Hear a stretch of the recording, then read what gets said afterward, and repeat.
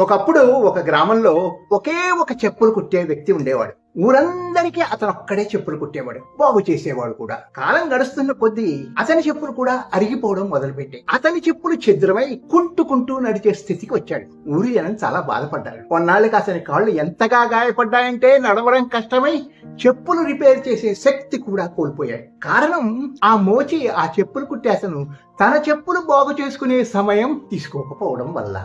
ఈ చిన్న విషయాన్ని చాలా సార్లు విస్మరిస్తాం, నిర్లక్ష్యం చేస్తాం. మీ ఆరోగ్యాన్ని నిర్లక్ష్యం చేస్తే మీరు పనిచేసే శక్తిని కోల్పోతారు. మీకు ఎన్ని ఆశయాలు, లక్ష్యాలు ఉన్నా అన్ని వృధాయే, అవేమీ సాధించలేరు. మీ ఆరోగ్యం కోసం మీ సమయం కేటాయించకపోతే ఇంకెవరు మీ గురించి ఆలోచిస్తారు? భవిష్యత్తు ఉజ్వలంగా ఉండాలంటే మీ ఆరోగ్యాన్ని సంరక్షించుకోవాలి. ఇప్పుడే ఏమైనా చేయగలరు. స్వీయ రక్షణ అంటే ఆరోగ్యంగా ఉండడం కోసం చేసుకునే ప్రయత్నం. ఆరోగ్యమే మహాభాగ్యం కదా.